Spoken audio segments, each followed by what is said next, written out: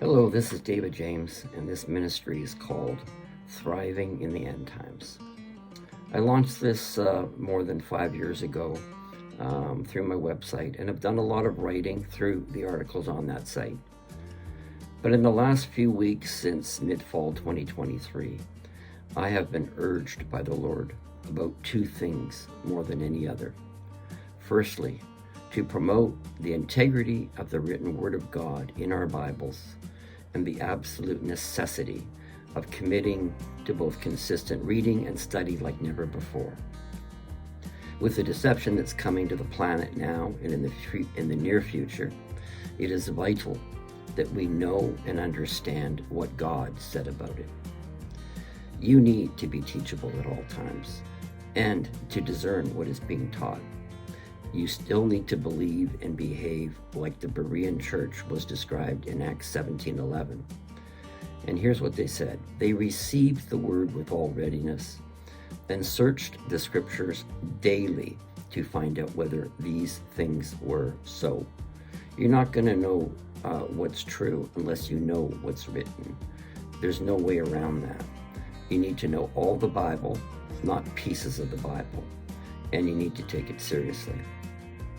You won't have a clue what's true until you do this for you.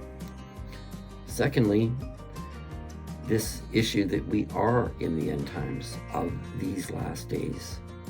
Compared to a nuclear clock idea, I remember years back they'd say it's 1 minute to midnight. And they were speaking as it concerns the nuclear arsenals of the world and the end of the world at any moment. But speaking prophetically as it relates to the very days that we are living in, when the clock will truly reset to a real-life countdown to Armageddon. We are literally at 1 second to midnight.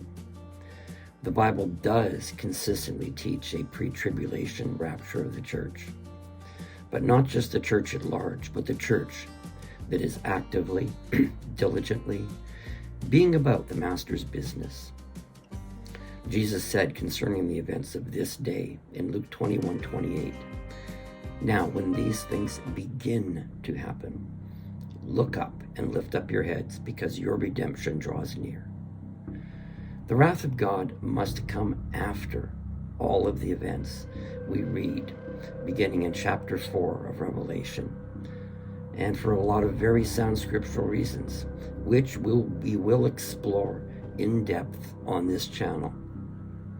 Here's what Jesus said about this in Hebrews 9:28.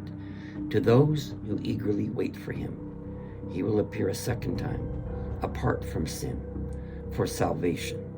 Jesus, Peter, and Paul said over and over to be watchful for Jesus. Jesus taught in many places parables about watchfulness.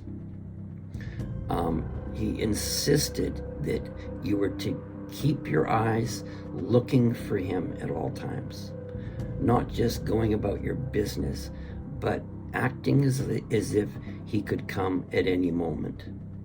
That's the doctrine of imminence. It's real, it's true, and it means Jesus could come for his church at any moment.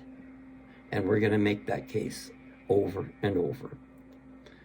God's own are not appointed to his wrath, and we will not apologize for what the Bible clearly says about this. Join me on this journey by subscribing. I will be posting every day until Jesus comes for me. It matters what you believe. It matters more than ever what and how you believe about the catching away of the saints and his coming to judge the world. If it mattered so much for his first coming, do you think Jesus cares about how you believe about his second coming and his taking away of the church?